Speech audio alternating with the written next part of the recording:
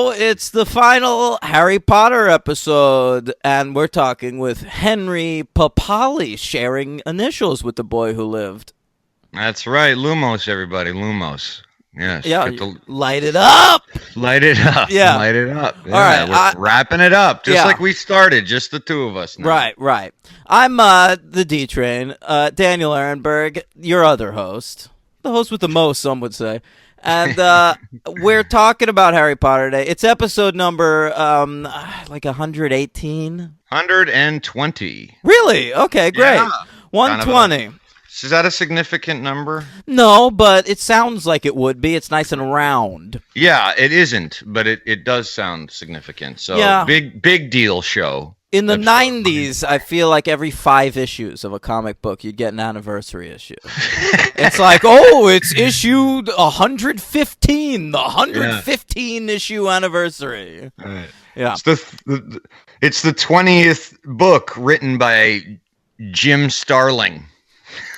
It's just Jim Starlin. I understand the impulse to put a G at the end there. I did. And of course I know that because he's all I read in the 90s. Infinity War. Oh, really?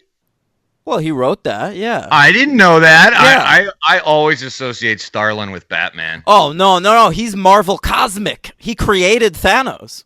Oh, isn't that interesting little piece of trivia for me? Never knew that. That's right, gang. Let's talk about some wizards, though, rather than space aliens. Doctor Strange, or we could talk about Doctor Strange if you want. He's got a mustache. He's got a little bald Asian fella. He's got a house in Greenwich Village. That's more than I got. Yeah, he's doing all right by himself. Yeah, his hands are a little shaky these days, but doesn't matter. He uses a wand or what have you. That's right. Yeah. An elder one.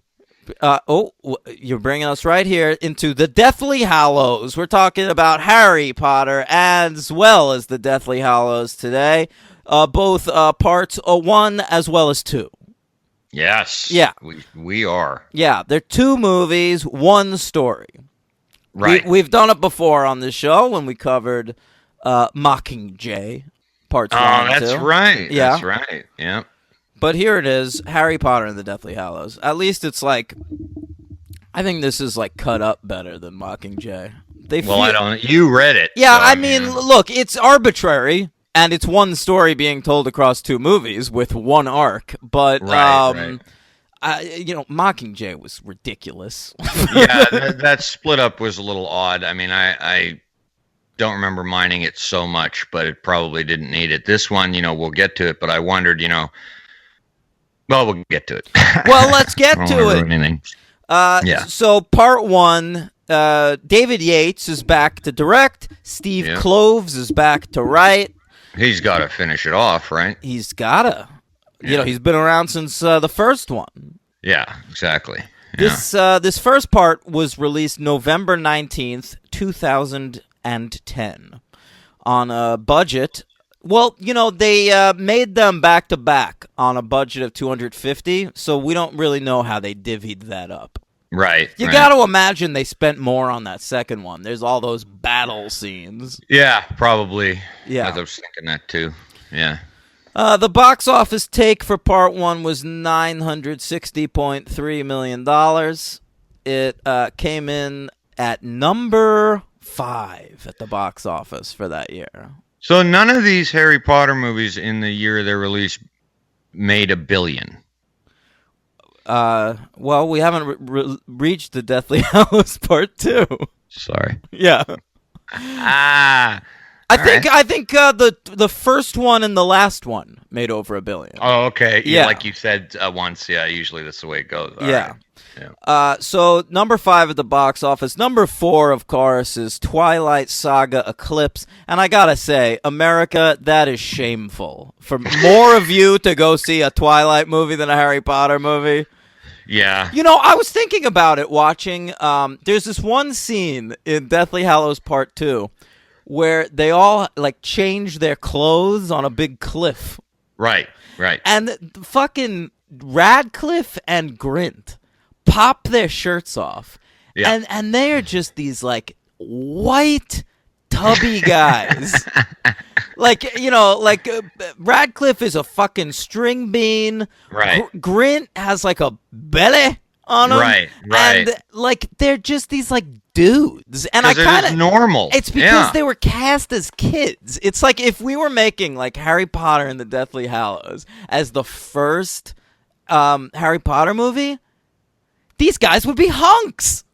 Yeah. Yeah. It's true. They'd make them be ripped and all that kind of shit. Can you imagine that shit? You'd get it's nice. Taylor Lautner as Harry Potter. It's kind of like a throwback sort of to like the 80s and 70s, 80s and 90s when unless your name was like Stallone or Schwarzenegger, you could kind of look just normal. Yeah, if you were a teen in a movie, you could look normal. Now you look watch like John Cusack. I know. Now you watch you even like the hunks like Rob Lowe or whatever. Like they were these little guys. Now, fucking I watch these TV shows, these teen shows. You know I love them. Yeah, everyone's ripped. Right? Everyone is fucking ripped to shreds on these shows. Yeah, because that's how people are in real life. Everyone who walks around has the time and energy to work out. I mean, just think 6 about hours a day in Teen their Wolf. diet. Think about Teen Wolf 86 versus Teen Wolf TV. Yeah, I can't, but yeah, sure. Michael J. Fox. Right. Michael J. Fox is Teen Wolf. Right. And Jason Bateman in 2, I'm sure. Yeah, of course. And Teen Wolf now is like this like dark, handsome, ripped guy, Tyler Hoechlin. We saw him, dude. He was the guy who like worked with Dakota Johnson at the publishing company in the 50 Shades sequence. Oh, okay. Yeah. Remember the dude that was all like, we should get more fan fiction published. Yeah. Oh, yeah. Let's talk about a series of movies by an actual author. How about that? All right, sounds good to me. J.K. Rowling. So, I was reading the box office. It was Potter at 5, Twilight at 4. Number 3 was Iron Man 2. Number 2 was Alice in Wonderland. Boy, can I guess number 1? Yeah, go ahead. Toy Story 3? Yeah. Toy Story 3 was huge. All right. And deservedly, I'd say. Great movie. Yeah. You want to do our top 10 list for 2010 real quick? This is newly updated by me, and I have to give Henry. Henry has to get some props from me, man. I had 2 movies on lists last week, and Henry called me out that I was getting the year wrong. And he's right. I was using those film festival and international dates. Oh. Yeah. That fucked me up. So they're on this list too. And, oh boy, that's interesting. Because now, what were they? Was it Dogtooth and I need to know before we read Dogtooth and Fish Tank, and I knocked them. I'll knock them off my 2009 list next time we do it. But they're 2010 movies as far as America is concerned. And they got busted off of my 2010 list, which I did a half an hour ago because of last week. I was like, oh, better not put Dogtooth and whoopsie daisy. Sorry about that. Well, I'll worry about it the next time I redo it. I've already done my list. There'll be honorable mentions. That's fine. I have a mere 3 honorable mentions this year, and they are Greenberg, Please Give, and Tiny Furniture. Oh, 2011 I have very few honorable mentions. 2010 I have a shit ton. 2010's a fairly strong year. All 10 movies on my list are real good. Like Greenberg, Please Give, and Tiny Furniture are totally list worthy. They just didn't quite make it. Yeah, I'm actually cutting off number 10 right now. Ooh. Speaking of Please Give, the new Nicole Holofcener film now streaming on Netflix and very good. Oh, The Land of Steady Objects with your boy in the lead role. It's her first movie with a male lead, Henry. And Ben Mendelsohn. Oh, you know what? I saw that advertised when I was flipping around looking for stuff last night, and I saw him, but I didn't know it was her. So it's worth it. Well worth watching. A cool hour 38. That's how she does it, and that's why I love her. I'm watching it tonight. Okay, enjoy. There's no doubt in my mind. Yeah, I'm watching it tonight. Yep. Okay. Right, what are your honorables? Can I just rattle off some? I'd love to hear them. You don't mind? There's a little bit much, but. Listen, Henry, we're in the free and clear today. We had double guests the other week. Right. And last week, Tim, he eats up so much of the show that like you feel like you're talking to more than two people. Right. Yeah. Right. So we're kind of we got some Henry, room. We could be loosey goosey today, baby. Loosey goosey. Yeah. All right. I'll run through them quick anyway. But I'll read it. So these are movies you should see, folks. Solitary Man, Winter's Bone, Toy Story 3, Cyrus, Predators. Cyrus was considered for me. Yeah. Yeah. Shutter Island, Dan. Oh, great twist. Catfish. Yeah. Hey, I like that choice. No. Wall Street 2, I'm Still Here, The King's Speech, The Fighter, True Grit, Tiny Furniture, Animal Kingdom, Scott Pilgrim, and Harry Potter. Scott Pilgrim now streaming on Netflix as Great of movie. this week, if you've never seen it. It's a great movie. Yeah. So, yeah, that's a hell of a... 2010 was a really good year, to be honest. Strong year, gang. And, like almost all of these movies are like directed by like young directors that since this movie have only made more great movies. Yeah. And I love that. Yeah, that's true. So, you liked my Catfish one there, huh? Well, Yeah, I'd forgotten about that one. I liked that movie, and I've never seen the MTV show. And, I've been considering... lately, I've been streaming The Hills on MTV.com, Henry. Sure. Yeah. I'd never seen it before. They're rebooting it soon. I'm loving it. It was Rachel Recommend. And now that I have the MTV.com password, I'm looking what else they've got, and I enjoyed that Catfish movie. Maybe I got to watch this Catfish TV show. Might be good. Henry, what's your number 10? My number 10 was something else, but now it will be Dogtooth. Okay. It would be higher, but this is a late entry, right? All right. So. My number 10, and it's a little tarnished now for all the apparent sexual molestation that happened behind the scenes of this film. But here it is. I'm Still Here. Oh, yeah. Well, that was an honorable mention of mine. Oh, you're saying Casey Affleck. Casey got sued for this one. That was the movie? Yeah, that was the movie. I didn't know that. Apparently, as a director, he fostered an unsafe work environment, Henry. Fuck. Yeah. Whatever. I still love it. Yeah, it's a great movie. Yeah. What's number 9? Number 9 was one of the weirdest cinematic experiences I ever had, but one of the coolest. Enter the Void. Right. Gaspar Noé. That was a great trippy film. My number 9 is Toy Story 3. Great movie. Mm-hmm. My number 8 is Greenberg. Yeah, great movie. My number 8. We're going to be saying that a lot. This year. My number 8, Scott Pilgrim versus the World. Great movie. Mm-hmm. Number 7, you might not say this, The Ghost Rider. Yeah, good movie. Right. You bought it for me. I did, yeah. I own it myself. My number 7 is Danny Boyle's, probably maybe my second favorite Danny Boyle movie. No, maybe third, up there. 127 Hours. The first part of that is I'll totally go along with, but to be on your list that low, ooh.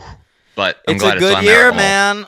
Yeah. I don't think you'll quibble with any of my top 6. No, I haven't yet. Okay. Number 6, Exit Through the Gift Shop. That's my number 6. Yeah, how good was that, man? Great. Yeah, a lot of indies on this so far. I mean, I guess. On mine. I have Toy Story 3 on my list. Oh, well, on mine there is, yeah. All right. Okay, that was number 6, and that's your number 6, so now it's time for... Heavy hitters. Mm-hmm. These are the grand slams, the slap shots, the three-pointers, the touchdowns, the curling when the puck gets close to the circle. These are the heavy hitters of the franchise. Heavy hitters. Go ahead. Inception. Oh. Yeah, I knew that would get that. I left time for that. Yeah. The groan. No, that wasn't a groan. That was just... Oh, the soundtrack. That was some James Horner for you. Hans Zimmer, I think. Hans Zimmer. That's right. Zimmer is... Wham! He does that in every movie now. Number 5 for me is Dogtooth. Yeah, great movie. Number 4 is Black Swan. Great movie. Saw it on a date with a customer at Barnes and Noble. Who was? I'm sorry. I saw that on a date with a customer at Barnes and Noble. It was this French girl who was in from out of town. She asked me if I wanted to see Black Swan after work. Wow. Yeah. That's a heavy date. Yeah, a weird one. My number 4 is Fish Tank. Great film. Yeah. 3? Social Network. Yeah, it's one of the best. A movie that improved over time for me, largely due to your insistence that I was incorrect upon my first viewing. Yeah. Now it's way up there. David Fincher's best film. No, but it's great. My number 3 is Black Swan. All right. And my number 2 is 127 Hours. Ooh, very high. I'm okay with that. My number 2 is still Derek Cianfrance's best film, Blue Valentine. And that is my number 1 film of 2010. And my number 1 film is The Social Network. Okay. So there we have it. What a year. Damn. What a year. Now, let us talk about Harry Potter and the Deathly Hallows Part 1 because I'm primed. Yeah, I'm ready. Yeah. Now, Tim, our guest last week, brought up Kill Bill as an analog for the Deathly Hallows movies. And I thought about that. Yeah. What? Okay, go ahead. Yeah. I like it because Part 1, it's reverse, right? So Part 1 of Harry Potter and the Deathly Hallows is Part 2 of Kill Bill, where it's quieter and more contemplative and just generally more thoughtful. And then Part 2 is the part where like a lot of shit goes down. Huh. Interesting. That's an interesting analogy for sure. I mean, I haven't seen the Kill Bills in a while. I've never been a big fan of the first one. I love the second one, but I mean, I seem to recall the second one having quite a bit of action too. I mean, it's got the better villains for me. I don't know. It's slower, man. There's that long ass section with Michael Madsen in like the desert. Right. Yeah. But I get it. Just always is. It's a movie's always popping, so it's hard for me to think of it as contemplative. But I It's guess not I see popping. it, yeah. The second No? Kill Bill does not pop as much as the first No? one, and I don't mean yeah. that as a negative. I prefer Right, that right. one too. Yeah. There's no like giant 5,000 samurais trying to. Kill That's someone. right. There's no Yeah. weird animated sequence. Right. Although Harry Potter and the Deathly Hallows Part 1 does have a weird animated sequence. Yeah. Yeah, Very cool one. yeah, some weird Ed Gorey kind of animation. Yeah. Which I Nice. enjoyed a lot. Nice reference. Thanks, bro. Yeah. Bro, I grew up reading his books. Yeah. did you? Mhm. Do you still read them today? Never gets old. What are you Edward reading Gorey. right now? I'm reading Edward Gorey and the Case of the Missing Black and Mild. Oh my god. I think I have the I have a clue to the answer of that book. You do? Don't Yeah. spoil it for me. Well, I think you probably have the Missing Black and Mild. Ah, there you go. Henry, Yeah. we start Harry Potter and the Deathly Hallows Part 1 with a sweet ass all-star villain team-up team. Yes. Yeah? It's pretty baller. We're It's like awesome. in like Voldemort's castle and shit, and everyone's man. sitting around this big ass table, and it's like, oh, there's Peter Pettigrew, and there's Lucius Malfoy, and like Umbridge is dicking around. Yeah, dude, it's awesome. It's so goddamn baller. It's so good, and I loved that it starts like that, and then the title comes up, and that was really cool. Yeah. I like that. I mean, I guess a few of these have done that, but this was particularly effective. It's a hell of a cold open. Yes. You know who doesn't show up until 10 minutes into this movie? Who's that? Harry Potter. HP himself. Yeah. Which yeah. leads me to believe I like that the books are all told from Harry's perspective, Mm-hmm. but maybe in these movies, we need more scenes like what's going on elsewhere. So that kind of scene that's really interesting. I really do forget because I haven't read them, that they are told from his point of view. So, well, it's third person, but he's like you know what I'm talking about? yeah, It's always like Harry does this. Harry. No, thinks this. I get it, but how? But if he's not privy to anything, I mean, does she describe sequences that he has no knowledge of at all? No. So this scene is like just written for the screen? I think this is probably created whole cloth. I mean, it's been a while since I read this book, and I know there are a couple of chapters that diverge from that, but they're few and far between. Like that one we talked about with the Real Weird Sisters at the very beginning of Goblet of Fire. Right. But that's a divergence. You don't remember, but that's okay. No. So Harry shows up 10 minutes deep, and he's like meeting up with the Order of the Phoenix, right? Yeah. All of a sudden, like, Bill Weasley's hanging around, the dragon brother. Right, yeah. And he's like engaged to Fleur Delacour. Yeah, it took a leap there. I didn't. Yeah. A little confusing, but that's okay. I might have been pleasantly surprised to see Fleur Delacour back in the mix.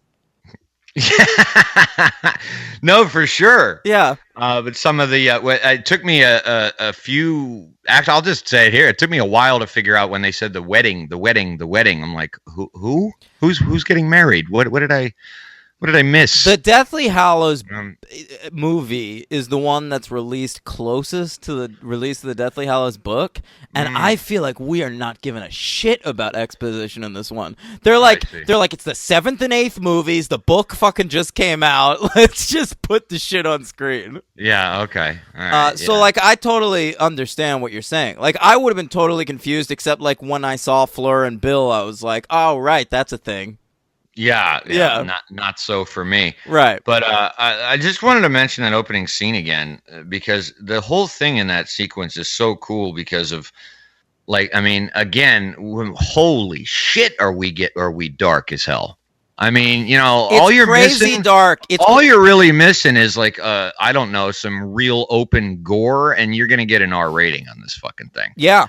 I mean, you know, he's torturing that teacher, like having her levitated, and she looks at Snape. Oh my god! And they kill her. Yeah, I mean, it is. There's a lot of cadavers being slung around left and right in these movies. Yeah, man, and the tension around that. I mean, look at that table of actors too. I mean, you got Alan Rickman, Jason Isaacs, you got Helena Bonham Carter, and Ray Fiennes. I mean, just this is like. This is a game beyond anything, man. I gotta give a special shout here to Helena Bonham Carter. Absolutely. Holy shit, is she engaged with this performance? I know, and I didn't give her my MVP for this, but it was. She is awesome. You know what I was really blown away by? If we may just jump to part 2 for a quick second. Yeah. I mean, you can kind of interweave them if you want. I don't know. I don't want to do too much of it because they are different movies, but right. Just right here, I will say there's that sequence where Hermione takes like a polyjuice potion and to like look like Helena Bonham Carter. Yep. And Helena Bonham Carter playing Hermione trying to be Bellatrix Lestrange. It's incredible. Is so nuanced and smart and funny. Right. It just works on every level. It's not over the top, and it so easily could be. It's like one of the best body switch performances I've ever seen. Yeah, it almost as good as Dudley Moore and Kirk Cameron. Yeah, or Sarah Michelle Gellar in that one episode of Buffy where she switched bodies with Faith. Right. That's right. Everyone knows what I'm talking about. Yeah, I know they do. So we're back to the Order of the Phoenix, and this is like the all-star good guys team. Right. Okay? Now... at this point, Ron and Hermione are just like fucking. Apparently, yeah, they're like sure. they're always together. But here's what happens in this scene: everyone turns into Harry, right? And they all start like getting shorter and like popping lightning scars or whatever. And it is some fucking Cronenberg shit. It is gross. It's like body horror.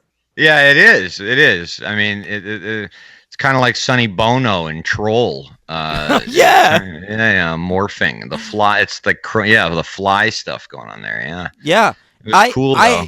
It is kind of cool, but like I was grossed out. Like if I was in a room of people and they all just started morphing into Daniel Radcliffe, I mean, Just because it's him specifically. I don't think I'd ever leave my house again. Daniel Radcliffe is a weird-looking guy. He's got like a big chin, but it's like also very flat, and he's got like no lips. And those round glasses aren't doing him any favors. He's ridiculously pale. I don't know what's going on with this kid. He's a good actor, though, man. He's all right. No one, since we've even started, we've kind of never really given him any props. I don't think any one of us. And we did in the first movie, and we were saying he's a good little kid actor and he gets better.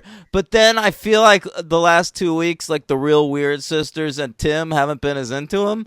And so we've been like putting this off. But hey, man, I'm with you. Every so often there's a flat line reading here and there, or like you can tell he's like waiting for his line to come, like for someone else to finish talking. But like those are nitpicks. And in general, he carries these movies. He's great. And in this movie, particularly part one, I think he's... Because it's the quieter part. Yeah, I think might be his best. And I think he's just fantastic. He's excellent. He's a good actor, dude. I saw him in, what was he in that movie, Horns, which was not a great movie. You saw that? It was on Netflix a couple years ago. Yeah. Somebody of you recommended it to me. I liked Swiss Army Man. I didn't see that, but I did see Imperium, and that was excellent. What the hell's that? Did you see that? He plays like an undercover guy doing like a neo-Nazi thing. It's very good. Really? What, like the fucking Believer? No, yeah, sort of, but yeah, it's very good. Yeah. That's weird, man. I'd love to see Radcliffe as a neo-Nazi. It was, yeah, it was good. All right. Yeah. All right. He He looks like he could be a Nazi. Like if he grew a Hitler mustache, which I think he had in a movie at one point. Didn't he play like a Nazi in something? I think you're thinking of the movie. Maybe I am. Who knows? Yeah. Okay. Gang, they go flying. They get attacked by the Death Eaters, and we get our first big death of the movie, Henry. Yeah. Let's talk about that. Hedwig the Owl. Oh. Yeah. Well, that was handled much better than the other death in that sequence. Because Hedwig died, I was like, oh man, that's awful. Does the twin actually die in that scene? Or... No, but fucking Mad-Eye Moody, man. Mad-Eye Moody gets killed? I don't even remember now. Right, because they don't even show it, and it's like... Yeah, it's a little weird. Something happened. I don't know what maybe Gleason had to, like, he didn't have enough time, or we're working on In Bruges 2 or something. I'm not sure. He had to... Because they come back to the burrow. Yeah. Oh, that's the Weasley house. Well done. Got it. Thank you. And they just say, like, Matt, I didn't make it. It's like, what? Yeah. Well, you know what?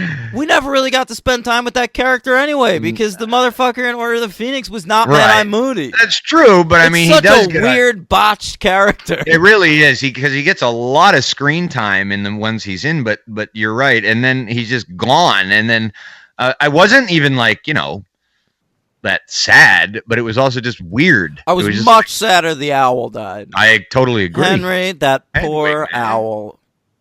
Damn. He flew to try to help his master. Right. And he got cadavered. Yeah. I just got that. Avada Kedavra. Do you think that's like cadaver? Oh, look at you. Yeah. Probably. We know the play on words she likes. Boy, J.K. Rowling. She's always working. I think they are big into taxidermy in London, so if Hedwig did fall, hopefully he landed in a nice avenue or street there and was taxidermied for life, and someone else can admire him. Yeah, I would hope that Hedwig is, being displayed above the bar in the leaky cauldron for all time. He's above the bar. Yeah, everyone can come and pay their... And when people are drinking, like, young wizards would be like, oh, that was Harry Potter's owl when he was at Hogwarts. Yeah, and the bartender behind the bar would be like, your kids never disrespect the owl. You know who that is? It's Hedwig. That's Hedwig the hero owl. All right? Nobody comes into my pub and doesn't raise a glass or a pint to Hedwig the Owl. I went to Ireland for a minute. I don't know. I liked it. Hey, listen, there's Irish actors in these movies. Sure. Yeah. All right. Yeah, Brendan Gleeson. Brendan Gleeson, sure. Yeah, they keep that eye in a jar in the leaky cauldron. Yeah. Yeah. You can Mad Eye Moody died right above us in the clouds. Yeah. That's his eye. They could leave it, It's like the worm in a tequila bottle. For the Hogwarts Quidditch team, when they go out onto the pitch, they rub the eye for good luck. Or transform the eye into a, what is it called? The snitcher? The golden snitch. Thank you. Mm-hmm. All right. Yeah. Oh yeah, Harry. So they get Dumbledore's will. Oh, that was cool with the great Bill Nighy. Yeah, Bill Nighy, the movie guy. And he, Harry gets a golden snitch. Dumbledore being very cryptic even in death. This fucking Of course, guy. I know. He can't help it. Just tell them some shit. I know. Everything's got to be a riddle. I know. Tom Riddle. Yeah. Oh, God. But, how good is it in Deathly Hallows Part 2 when Harry and Voldemort are fighting at the end and Harry just calls him Tom? Fuck you. That was awesome. Yeah. Awesome. Yeah. I mean, and I will say that this can be said, I could say it now, that, when I didn't talk too much about it in Half-Blood Prince because I didn't know if there was going to be some resurrection shit going on here. So I was even hesitant to say that, Snape actually kills Dumbledore. I didn't know. No, Snape totally killed Dumbledore. Totally killed him, and it's great. Makes that movie even better. And I mean, I knew that. I figured it at the time that was probably it, and we'd get some flashbacks, but I didn't know. Yeah. So when we read his will, that was interesting. But I like that sequence, though, because of the I mean, it's just at this point, it's so obvious that every gift, as innocuous as it seems, is obviously something huge. And my favorite what do the other two get? Well, he gets Ron a portable flashlight. Sure. That's a basic bitch 'cause he's dumb. item for a basic bitch. Right. Ron in these movies, it's like Harry's developed this entourage like in Entourage. Yeah. And Ron is definitely the turtle. Yeah, but it's weird because Ron has these strange bouts of brightness, where he's every so often he gets real brave for a second. Brave and even comes up with ideas, and I think that's the influence of his girlfriend. Probably 100%. Read more books, Ron. Please, if you're going to date me, we got to be on some sort of wavelength. But that's why I liked her gift the best, because she gets a book, and I knew as soon as she got the book that we're in for something from that book. That book got released. Oh, yeah? Yeah, you could buy that book. It's like a book of fairy tales and short stories that were supposedly written by a wizard. Did David Benioff do that, or was that Rowling? Or I think Rowling did it under a pseudonym. Oh, okay. Yeah. Sure, nobody figured that out. No. I mean, just to because they released it to be fun, it's real, Right. Remember in the first season of Lost when they put out that book that was written by someone that died in the plane crash? No, I don't. I was working in a bookstore when that. Oh, really? Yeah. Interesting. And all Lost fans read it maybe it's got hints, but it was just some shitty novel. Man, I wonder if they got Edward Gorey's resurrected corpse to do the illustrations for this release in real life.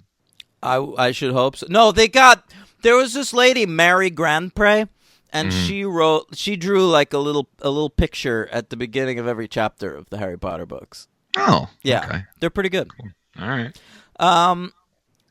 Henry. Yeah. Daniel. So we at the wedding at this point, I guess. Sort of, there's a wedding. Harry dances with Ginny. We're setting up that Harry-Ginny romance, which really isn't set up really well in these movies. No, because you get a lot of that Cho Chang stuff, or not enough. Actually, you don't get much of it. But also, you never get the Cho Chang breakup. There's a really great breakup scene in the books. Oh yeah. And in the movie, that relationship just sort of dissolves, and Harry gets Yeah. interested in Ginny. Right, and I figured, okay, well, He I gets guess ginger fever. Yeah. And Cho just what she's kind of a widow, right? Because didn't I suppose so. Yeah. yeah, he got obliterated in which one was that? At Goblet of Fire. Yeah, it was Goblet. Arpats. Right. right. Mm-hmm. Yeah. So and can I just say, Robert Sure. Pattinson, I don't like how the indie film and critic world has now accepted that Robert Pattinson is a great actor. He's not. He's terrible. I mean, I will say I liked him in 2 movies, and I thought he was very good, though. He was in that movie I've mentioned a couple of times with Guy Pearce, that Australian film, The Rover. Ugh. You didn't see it. No. But he was also in that movie you didn't like from last year, Good right? Time. I liked that. Everyone liked that. Everyone liked that. Everyone liked his shitty Cronenberg movies. No, I did not. I mean, I did not leave me like alone that. with this guy. Right. No, I totally get where you're coming from, because it's kind of like we're sort of like grasping at a straw here, because he was like a fanboy guy in Twilight, and now he's branching out, but they're treating him sort of like he's who would be like a good example, like someone who breaks out truly. I mean, how about Kristen Stewart kind of did, like in the same series, Twilight? Yeah, but she's good. That's what I'm saying. Right. She's the example. Yeah, she is actually good. Yeah. In everything, man. Listen, Pattinson, he's only a little bit better than Lautner, and we've accepted that Lautner belongs in the garbage heap of life. A little bit better, or he's better. I can't even say. I've never seen that. But I Lautner think fellow in the anything. gap between Lautner and Pattinson is as big as the gap between Pattinson and Kristen Stewart. Okay. Oh, that's a big gap. Yeah. All right. Yeah. All right. Yeah. Oh, so they go to this wedding. Bill and Fleur get married. There's so many Weasleys, dude. I can't. Bro, there's so many Weasleys. My God, there's a whole arc with Percy that we don't even get into in these books. I don't think we ever meet Charlie Weasley. I don't know who half of them are, dude. I know the fucking twins and Fred and George, Ron, Ginny, Molly, right. And Arthur. Molly. Yeah, that's the mom. That's the mom. Okay, well, I know the parents. I know the core. Yeah, the core six. Core Weasleys. The core 6 Weasleys, but there's other ones. Well, there's 3 other brothers, like older brothers. Yeah. So there's and we're at the wedding of one of them. Yeah, that's Bill. There's Percy know. Weasley, who was a prefect at Hogwarts when Harry first started going there, and then he gets a job with the Ministry of Magic and kind of turns coat. He's like bad Weasley. And then there's Charlie Weasley, who works with dragons, I think. And now Bill Bill Weasley, the one played by Domhnall Gleeson? Yeah. Okay. I think. Jesus. Yeah. Oh, and how weird to see that dude. I know, man. I definitely didn't know who he was the first time I saw these movies. He's one of the few parts of the new Star Wars episodes that I like. Yeah, he's one of the many great parts.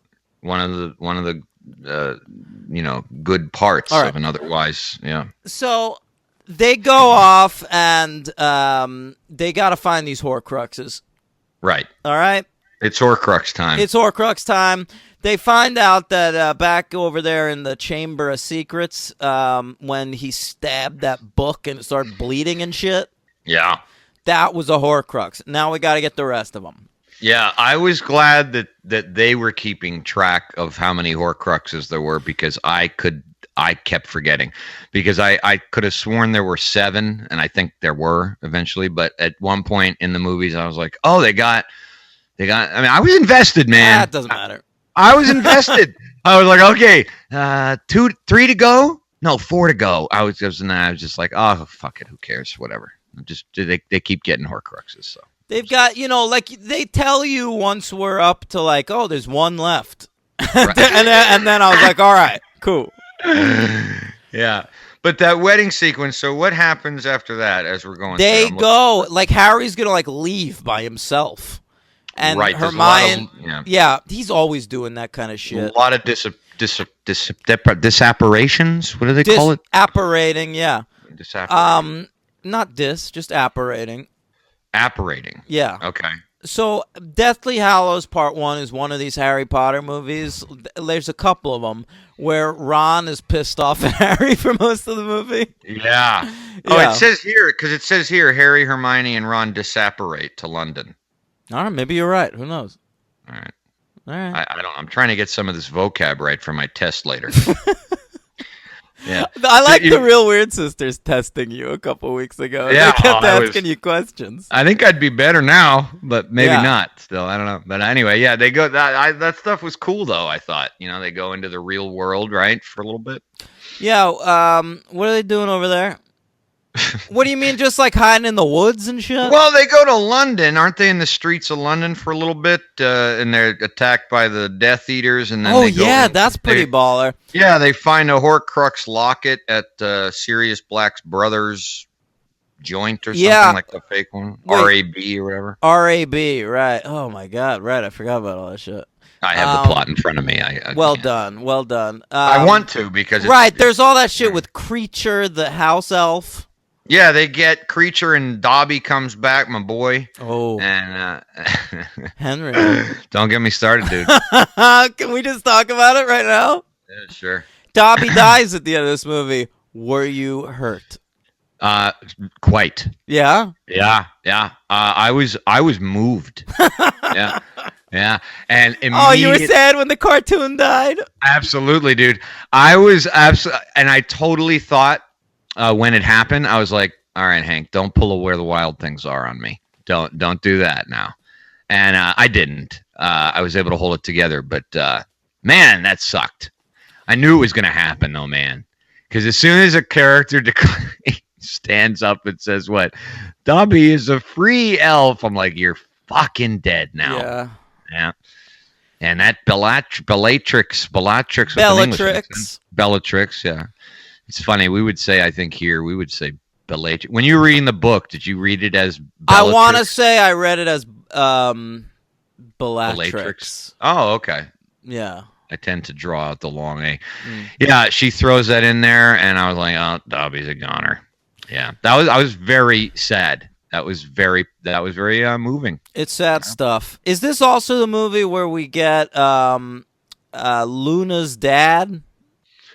Yes. Oh yeah. Because this is the Rhys fucking Evans. okay. Rhys Evans. Yeah. The Hugh Grant's best friend from Notting Hill. So this is the movie where we're not spending any time in Hogwarts. Right. So it's like we see the Hogwarts Express on the way to Hogwarts, like some of the kids and shit. Neville Longbottom or what have you. Right. But for the most part, they're just like wandering the woods in these movies. It's true. Like wandering the wilderness looking for Horcruxes, trying to figure out how to destroy this locket. Because making awesome tents. The only thing they know that knows how to kill a lot, like a Horcrux, is a snake tooth. Right. So they don't have one of those. So they got to figure this shit out. So eventually Ron, he like decamps. He's so pissed at Harry for whatever. Because he's wearing the locket. It's one of those things, It's a mood ring. Yeah. I mean, mood ring. No, mood rings read how you're feeling. They don't make you feel worse or better. And it was kind of a pun on the but that is it's a total trope, right? Bad kryptonite. Kryptonite. Oh, it's the fucking ring, right? Lord of the Rings ring. Right. There you go. That does that. Sorry. Yeah. That was a good reference, though. Sure. Yeah. I mean, that does that for 9 hours, whereas we only have to deal with that storyline for about 40 minutes this movie. But 9. What version are you watching? It's more like 28. Ugh. So yeah, right. So Ron gets pissed. Sees all these awesome visions. Oh my god, I love that shit, that bro. That was good, dude. Yeah. Just ghostly Harry and Hermione naked, making out nude. It's crazy, man. It is awesome. Yeah. Over that like ice pond or whatever. And... Ooh, yeah. And so he's able. But he to, overcomes it. He overcomes it. He pops in the water and he gets the sword of Godric Gryffindor. Yeah. Right? Yeah. Yeah, So well, yeah, Ron's I the think hero. the order of that's a little different, right? Because Ron has disappeared. Harry sees the sword, cuts open the ice, goes in to get the sword, and the locket starts strangling him. Ron dives in, pulls him out with the sword, saves his life, and then as Ron's about to kill the locket, that's when those visions appear, and Yeah. Ron overcomes that. But he's still kind of pissy, I think. I think after that he's a little He's all more right, comfortable in his Right. manhood. We also skipped probably, I mean, I would say undeniably the best scene in any Harry Potter movie. Whoa. Yeah. Whoa. It is, of course, the scene where Harry and Hermione dance to "Oh Children" by Nick Cave. What the fuck is that scene doing in this movie? I love it. When I saw this movie in Very theaters, weird. I got choked up by that scene. Did you really? Yeah. Because Because it's just gorgeous. This is, to me, David Yates. Like, he's like, gang, I've been doing these books faithfully. You're getting these books on screen. Let me have Right. this one. Right. Yeah. No, that was cool. I mean, then it was like, it was also bizarre to have like, for lack of a better word, human music, in there. It was strange. Yeah. It wasn't like the weird sisters or whatever. Yeah, somebody didn't like write it, Yeah. but it was cool. It was a neat little scene. I mean, I guess this could come at any time in the show, but like, what is the story? This will be the question that'll get everybody riled up. What is the story with Harry and Hermione? What's the deal? What is the deal? Are they friends or not? No, they're totally fucking platonic. Yeah. Yeah, no, I know, and I got that. It conveys that, but you get a little bit of the. I mean, you get a little bit of like, well, they could have gone the other way. I don't know. I mean, it's. I think. How does that go in the books? Was that ever like a contention? It had to be at some point. I feel like point it probably fans, was, right? but pretty early on, like. Ron and Hermione started becoming such a topic of conversation around the Yule Ball. Right. And at this point, like, Harry's just, like, not partaking in that storyline. So, like, right. I think, like, when the books first started, you assume, like, the male lead and the female lead are going to end up together. Right. But that's just not what they did. Like, pretty early on, they start setting up the Ginny thing, which we didn't really do in the movie. Right. And, no, I think it's a great the choice. Cho subplot, yeah. I just didn't know if that was, like, if fans of the books thought, like, who's going to go with who, or could it still happen? Because all the reason I say is because we're in, the seventh movie and we're still getting like Voldemort, rubbing it in Ron's face, in that apparition that, Harry Potter's like, how could you not be with him? How could she want you? I think more than that being a case of Harry and Hermione having something, that's just a case of Ron Weasley, who's part of this like low-rent wizarding family, has like somehow found his way to like the hottest, smartest girl in school, and he's best friends with like the most famous guy in the wizarding community. Sure, yeah. Like, what the fuck are you doing here, kid? Right. Yeah. So Voldemort is also kind of a relationship wrecker. Oh, for sure. He's not interested. Yeah. I would love it. I would love if that was like his plan, just for like one whole movie. He's just gonna like make everybody miserable.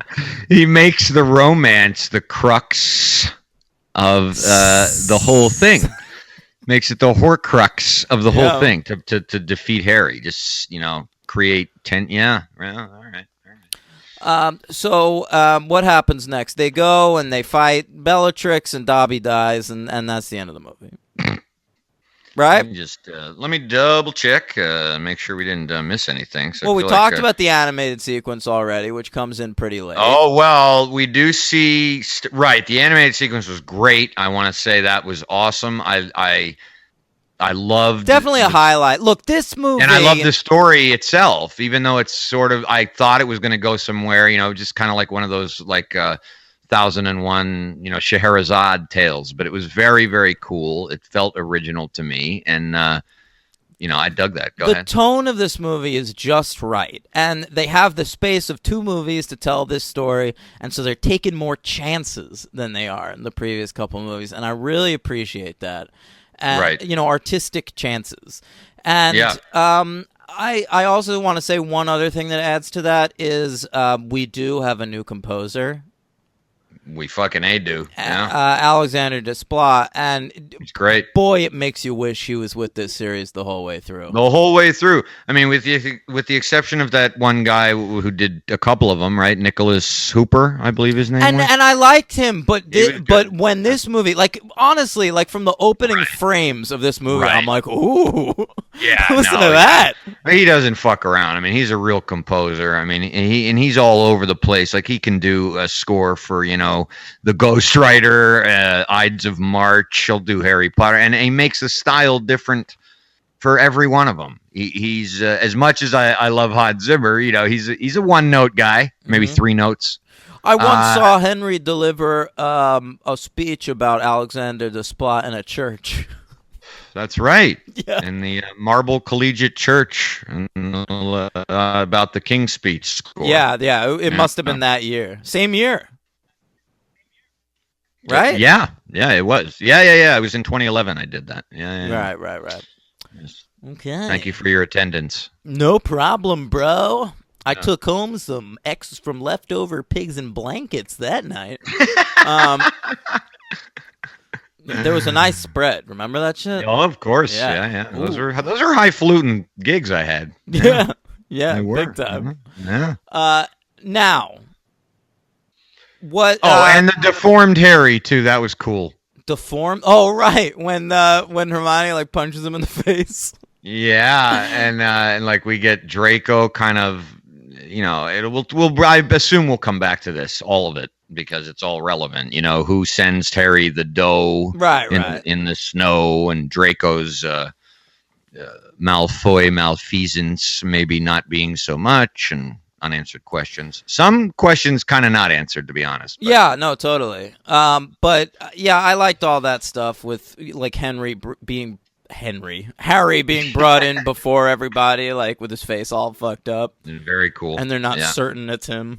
Right. I liked it too because it wasn't like I liked that touch because I thought they might go with like he's totally unrecognizable, but I guess it's like he's semi-recognizable, and Bellatrix wants to. I guess she just absolutely has to make sure, right? So she's hesitant to call up Voldemort and say, "Oh, here he is," and it's the wrong dude. Right. Yeah. And Lucius sends Draco to check, and I like him like pressuring Draco, like, if we give this guy that was fucking, good. like All will Voldemort, be we're forgiven, in, bro. Yeah, that was great. Yeah. Like his wife too. She was great. She's Helena really Crowe. good. And Jason Isaacs is really good in these last two, just Oh, sort of yeah. like, just trying to keep his head above water in this Pathetic, like Death yeah. Eater organization. Yeah. The DEO. Sure. What do you give this movie, Henry? I'm giving this movie. This was hard. I'm gonna go 4. That's what I'm giving it. Okay. Yeah.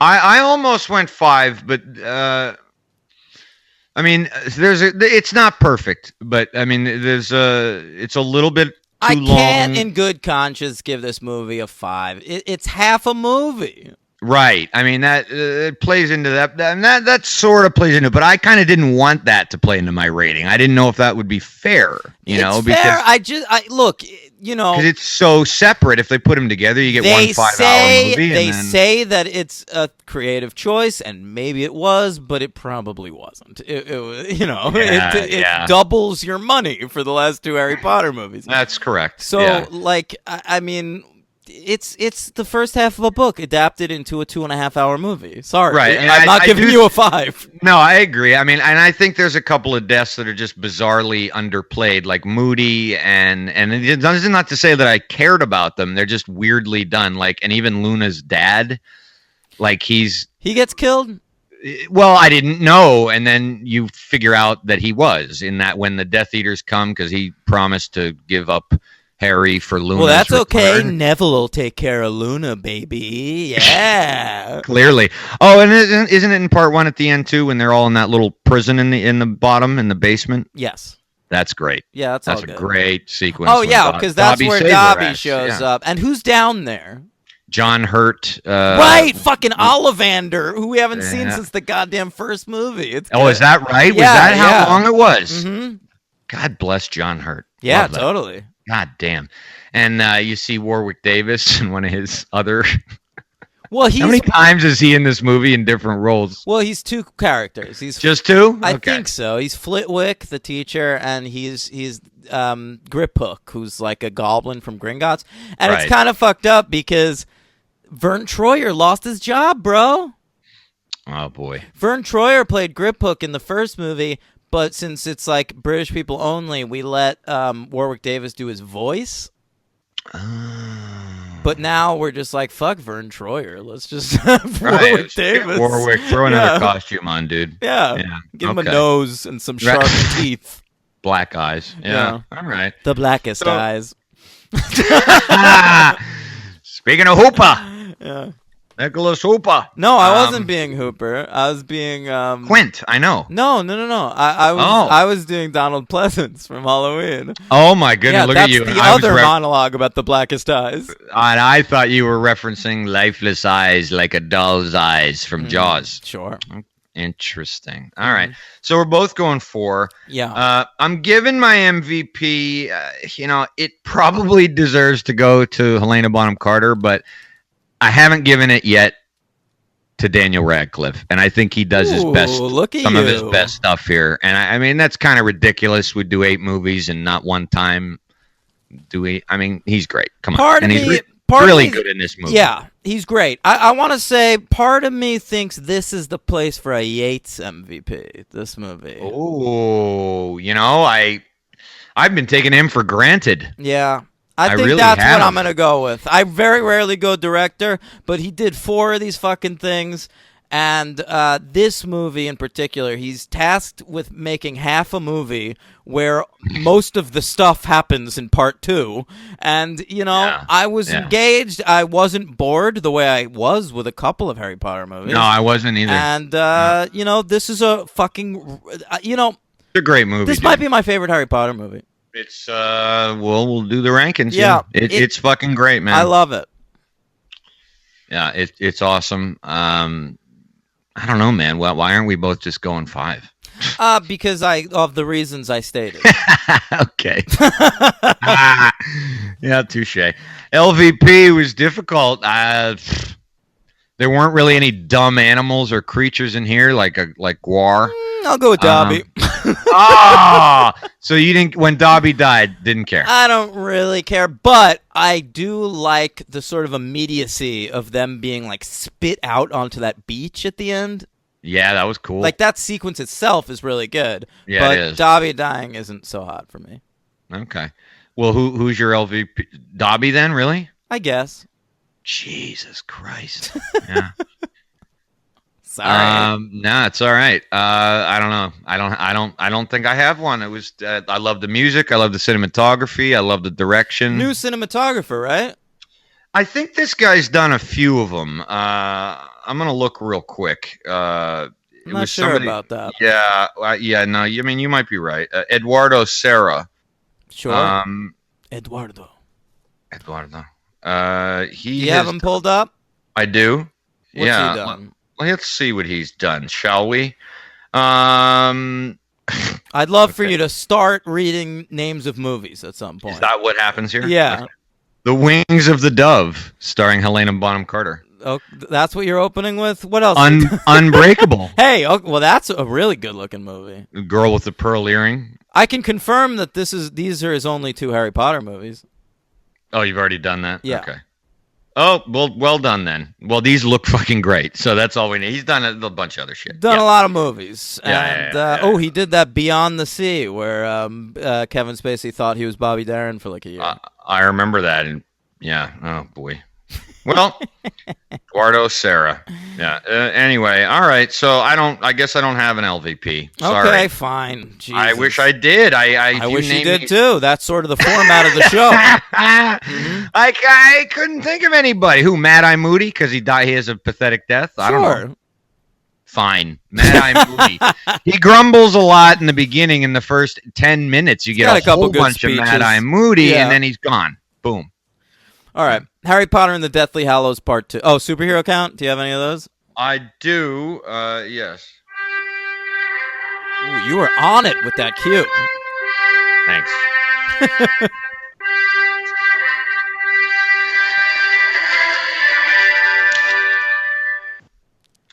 I only got 2 here. Okay.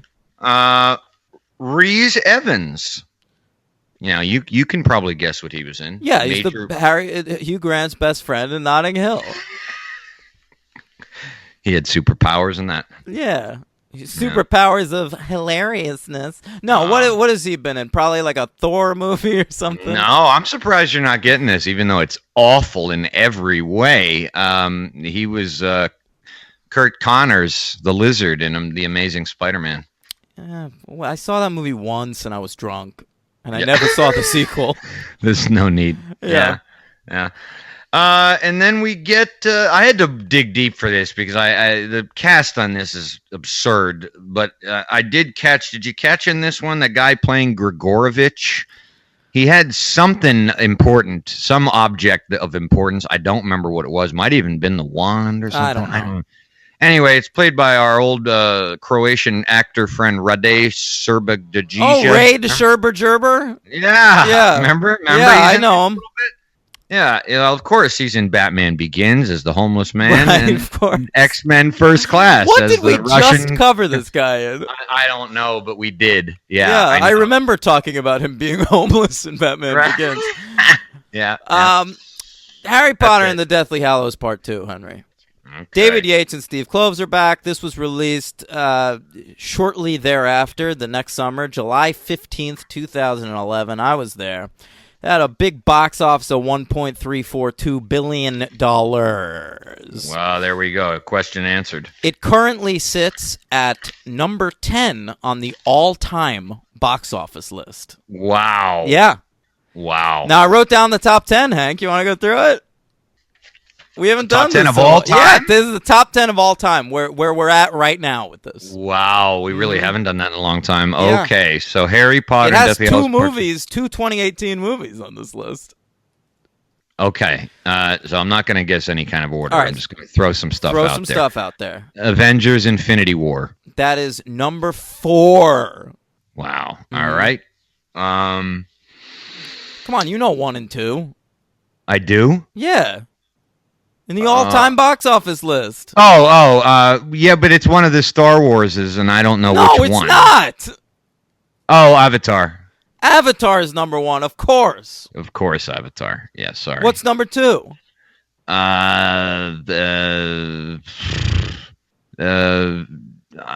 don't know. I need some help. The previous movie by the same director. By James Cameron? Yeah. Titanic? Titanic is still on that? Titanic is still number 2. Oh, because these are also these are the non-inflated things, right? So we're counting like that's right. This is Gone with the Wind. It's not on this. So Titanic is still number 2. Yes. Jesus Christ, I hate him. All right. All right. What do we got? We got one of the Dark Knight movies. No, maybe? No. One of the Star Wars movies? Yeah, number 3 is Star Last Wars Jedi. The Force Awakens. Over Last Jedi? Yes. Okay. Yeah, because people were excited. It's like the first new Star Wars movie since whatever. Right, I remember I was too. I can't remember the. Go ahead. I'm 4 is blanking. Infinity War. We said that. Yeah. Number 5 is a movie you preferred the sequel to that came out this year. You are killing me right now. My mind is just not in this mindset for this old stuff. It's not old. All these movies are from like the last few years. No, I get it, but I prefer the second part. Yeah. I mean, it's actually like the 6th part or whatever because they rebooted, but... I don't know. Jurassic World, number 5. Okay. Jesus All right. Christ. I didn't think of that as a two-parter. All Number 6, Marvel team up.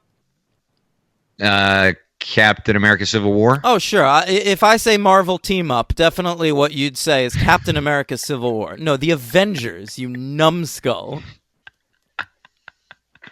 See, I can't. I'm not thinking back far enough. This is really throwing me off. At the event. Okay. All right. Got it. Just do it. Number 7 is Furious 7, and I love that that's at number 7. I feel like That's it should always nuts. be there. That's nuts. Yeah. I can't remember if I liked that one. I think I did. We loved it, Henry. Yeah, You I think have I like did. a block with those Fast and Furious movies. No, I know I liked them. But I don't remember which ones. I just remember we hated. That's the one 2. where Paul Walker Three. died.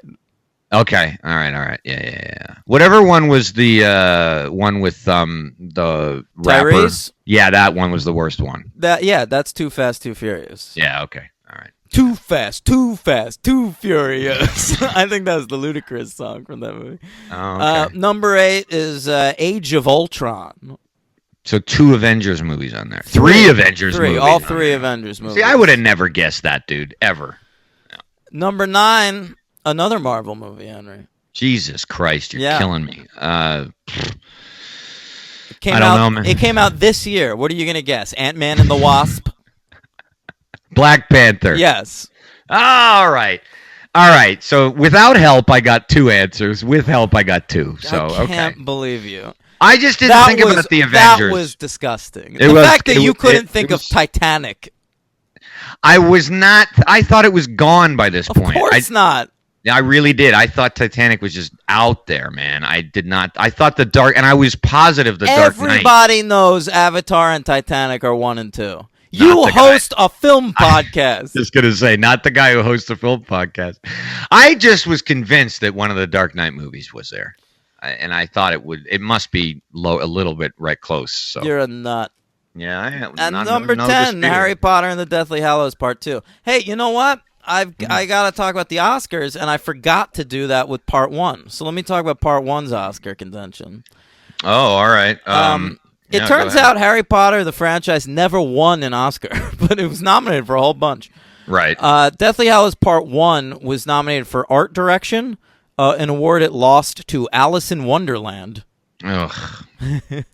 God. Yeah, you know what else was nominated? Oh. Inception. Really? Yeah. Okay. Well, yeah, that's not, a very good-looking movie. Yeah, Inception beat Deathly Hallows Part 1 for visual effects, I'll say that. Deathly Hallows... Oh, hold on. What? Something happened here. Oh, no. It's Oh, okay. right. Fuck. No, that's all right. You don't want to do the cue? No, because it's playing an ad first. You're the worst. All right. For the Oscars, Deathly Hallows Part... Read it over the titles.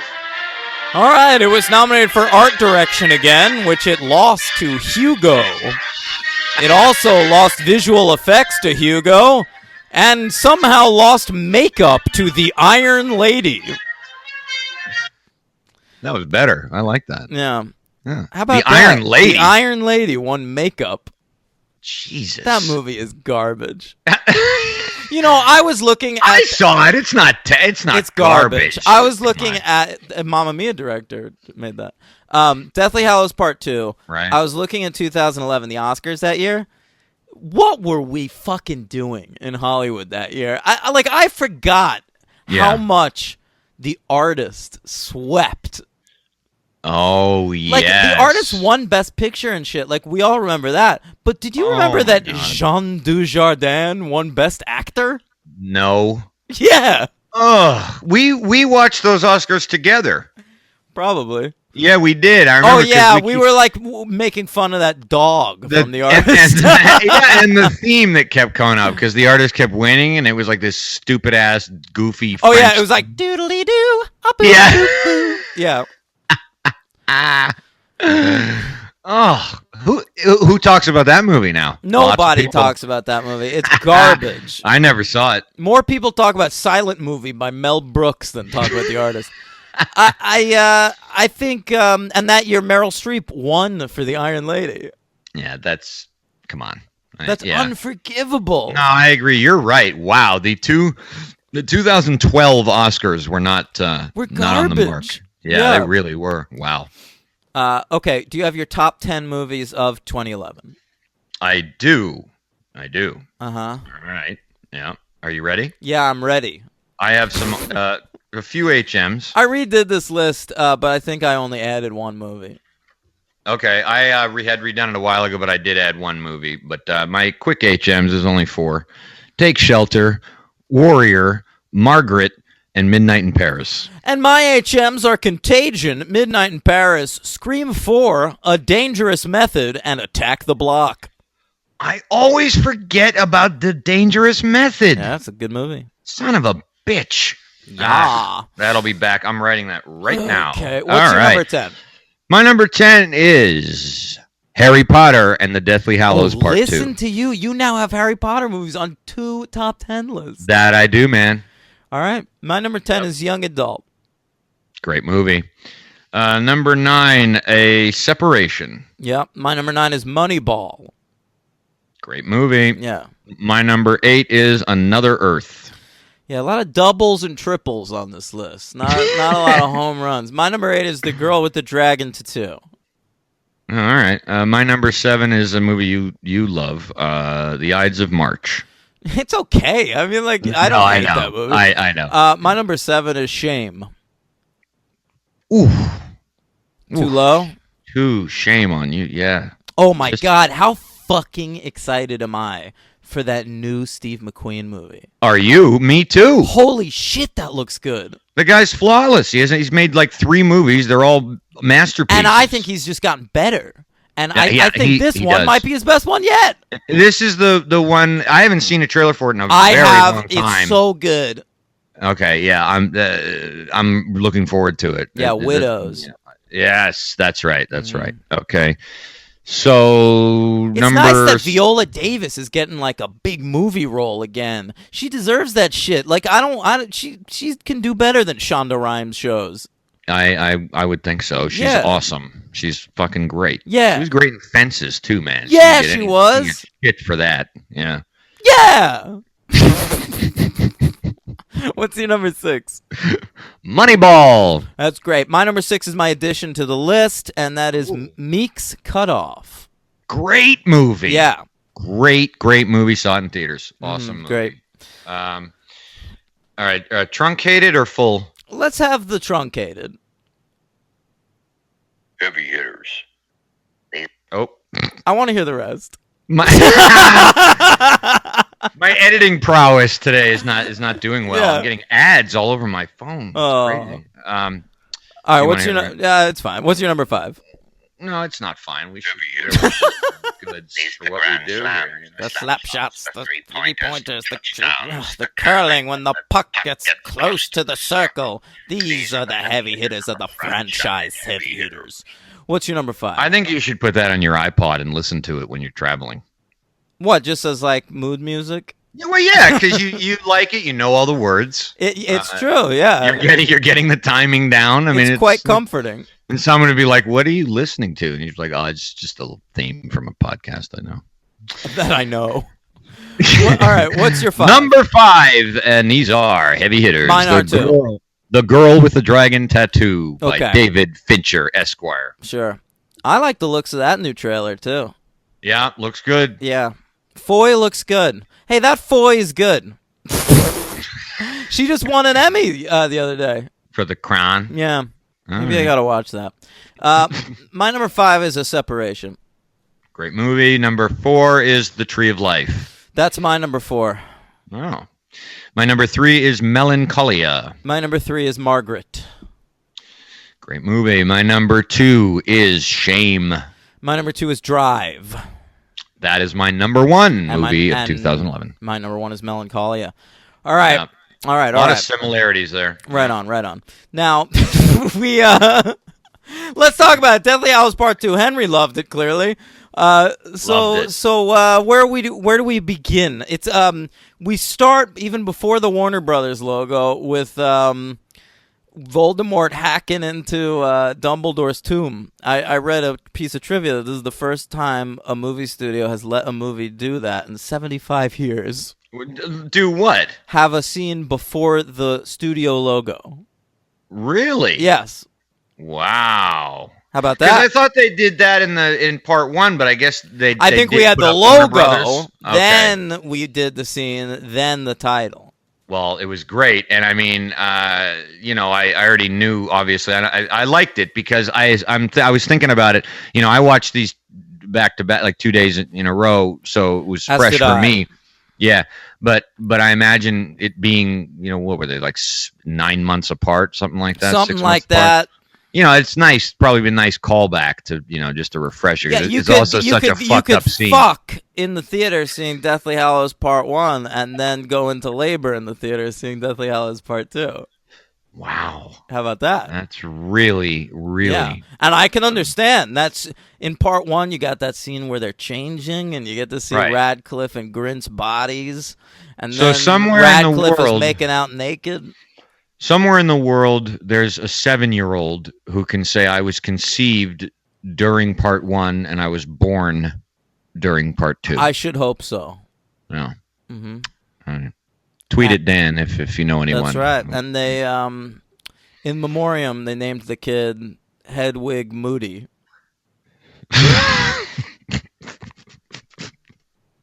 In memoriam, God. Yeah. Whew, that's dark. All right. All right. 7-year-old didn't make it. He was stabbed to death after he had dinner at that table. Was that awesome trivia we learned last week? I don't Remember that? recall. You don't remember that? One of the actors in the movie was, after the big gluttoning at the table there, he was actually in real life stabbed to death, and that's why he didn't appear again. Remember the story Oh, Tim told? yeah, I vaguely remember that. Yeah. That whole Tim episode was a blur. Yeah. Boy, it is exhausting to talk to. Kind of like the plot All line. right. Yeah. Okay. Deathly Hallows Part 2. We're talking about it. And so where do we go from here, Henry? We're at, they're trying to get the goblin grip hook to get them into the goblin bank. Gringotts. Oh, right, because the whole thing in this Right. movie is like we're like undercover with Grip Hook, and then from the time Grip Hook gets them into the bank until the end of the movie, like until like the epilogue bit, it all takes place in like a couple hours. Yeah, that's true. I didn't think of that. Yeah. You're right. There aren't really days elapsing because, like in part 1, they say they're like, we haven't seen you in months and all that kind of stuff. No, But, the whole you're movie right. is just the Battle of Hogwarts. Yeah. Very, very cool. That was a cool sequence. I knew as soon as the dragon had the chains around it in the vault and they showed blood around its neck, That's how they'd escape. Well, yes, but I also knew that Hermione was going to say something about how cruel it was. Oh, yeah, for sure. Well, Yeah. that's way more 'Cause a that was part my of her thought. character. That's way more a part of her character in the books. Yeah. I told you about that whole long... Right, to free the elves. I mean, that goes on for like 5 books. And they just cut it out. Yeah. Anyway, so they get in there and they get out of there. It's a pretty good sequence. Cool sequence where everything's multiplying in that Oh room. yeah. That's kind of a little bit creepy. Like, I found it genuinely claustrophobic. It was very Indiana Jones and the Temple of Doom when those spikes are coming down and the insects are on the outside and all that shit. Sure. Or garbage disposal. Star Wars. Yeah. Yes. Yeah, more so the garbage disposal because they have to like climb on top of trash and shit. Yeah. And I wasn't stunned that Grip Hook double crossed them, but boy, he got his. I only told you I'd let you in, not that I'd let you out. Ugh. Yeah. Are goblins known for their nefarious Goblins attitudes in these are books? quite renowned for their treachery. That's why they're bankers. I don't know. Yeah, it's true. You think it's a Jew reference? I don't know, man. Now that It's you me, said that, Shylock the Goblin. right, right, rolling subtle. Oh man, Rolling subtle anti-Semitism creeping into her books. Yeah. Oh man. I'll take you down to the Oi Gewalt. Nailed it. All right. That's pretty good. Thank you. That's pretty good. Yeah. Now, So Rabbi Griphook gets it bad, and it's rough. And anyway, but he gets his. They fly out on the dragon. That's an awesome sequence. cool looking. We already talked about her, being Bellatrix, and the other guy not doing much of anything as Ron, but that's okay. It's a Helena Bonham Carter scene stealer, so it's fine. That's right. Hey, did we not talk in the Deathly Hallows Part 1? There's that cool sequence where they're like trying to infiltrate the Ministry of Magic. Oh, we did not. No. Yeah, that's pretty good too, because that's also Yes, it like is. polyjuice shit. Yeah. Yeah. That was a great sequence. Yeah, actually. where like Ron and Harry like run into each other in the elevator, and Ron had just like forgotten what Harry looked like. Yeah, that was great, and we also got a snippet of the great actor Peter Mulan, who had a minor role as like one of the Ministry of Magic bad guys. Sadly, we didn't get his dragon voiced by Eddie Murphy. What do you mean? That was I don't a get Mulan it. reference, Mulan. bro. Oh, Yeah. well done. Now it's from Train Spotting and Ozark and all kinds of stuff. Yeah, Who can forget Ozark? I love Ozark. Do you? Yep, I finished season 2 last week. Were I you love sad it got shut out at the Emmys this week? I don't watch the Emmys, so I had no idea. What? You know I don't watch the Emmys. I don't watch enough TV to have any stake nor the knowledge to partake in the participation. Okay. Jeez. I know it's a big one for you. What were you happy with the The show itself was horrible, but I was happy for the most part with the winners, with the obvious exception of fucking Game of Thrones. Oh, that won a lot again. Okay. Well, it didn't win a lot, thankfully. Did the But it Americans won get Best any- Drama. The Americans thankfully won for writing, and Matthew Rhys won Best Actor. Oh, that's great. Yeah. That makes me happy. But All right. Carrie lost to that Claire Foy lady. I saw an episode of The Crown. Oh, yeah? Yeah. How was it? I watched the pilot. It's an hour Boy, long. you're a real Netflix devotee. Yeah, well, it was. I stopped. I mean, yeah, the pilot. It's very slow, and I'm not really interested in English royalty. So No? then again, I'm not that interested in the papacy, but I am into The Young the Pope? young pope coming back soon, hopefully. No, it is. They're filming it. Yeah. Yeah. I'm pretty excited I about miss it. our being able to reference the young pope. Oh, my God. I look forward to it. Let's cover a Jude Law movie. Has he been in franchises? He's the finest actor out there. He ought to is be. one of our finest actors. He must be in a franchise. I don't know. Yeah. We could do the original Repo Man, and then No, Repo that's not Man. a franchise. Hey, we could do Ripley. Didn't they make a couple of like Bobo Ripley movies? Bobo. Yeah. Sure. All right. Now Sherlock Holmes. There you go. Oh, that's it. Of course, Sherlock Holmes and Sherlock Holmes: Game of Shadows. I've never seen either. The first one, it's watchable. Okay, All right. listen. They get to Hogwarts, and it's fight time. Yeah, man. All right, they have Fucking a big Snape war. is running the show. Snape. Oh, that's right. Well, at first we see what's been going on at Hogwarts, and Snape is the headmaster, and the Slytherins rule the school, and it's dark, but whatever. Then Harry shows up, like separates everyone. Then McGonagall takes over. That was fucking Real cool. good. Maggie Real Smith's great. She's awesome. I mean, and let's not forget how they all got back there, right? Didn't Nigel save them and bring them to Hogwarts? And because they ask him, why are you all cut up and all that shit? Who's Nigel? I'm calling him Nigel, and I might be calling him the wrong British right. name. No, yeah, they go into Neville, that. Neville, yeah, Neville. yeah, they go into that house that they were like Nigel. crashing in Order of the Phoenix, and Neville comes through like a painting or whatever to bring them. Right. Yeah. Right. We meet Ciaran Hinds. Oh my Dumbledore's God, brother. dude! Superhero count in Yeah. in the worst superhero movie of all time. Got it covered. Ciaran Hinds, he does his thing. He's actually a little restrained for Ciaran Hinds, which I appreciate. Yeah, you think he can overdo it? 'Cause I think I believe he can tear at the wallpaper in a scene. interesting Yeah. because what's interesting is when I think of him, the two movies that come to mind, you're not going to probably be on the same page, but are his as Daniel Day-Lewis's sidekick in There Will Be Blood. and one of the assassins in Munich. I gotta be honest. That's what I'm I not really sure, think about I'm him, not sure I so. was super aware of him as an actor when I first saw those movies. Oh, really? Yeah. Yeah. Okay. Yeah. So I think of him, and He's he's done a lot not- of TV work in the last few years, and Yeah. he's just always fucking shouting. Oh, okay. Yeah. Well, that's fair enough. I'll take your word for Yeah. it. Yeah. Yeah. So, Like what's when going on? Yeah. Kevin Spacey, when everyone found out he was like fiddling around with young boys' penises, like I was like, they should just get Ciaran Hinds, like they just recast the role on House of Cards. Oh, Yeah. because he's histrionic. Yeah, because he's like that. He could probably do a southern drawl. He could be the House Majority Whip. Yeah.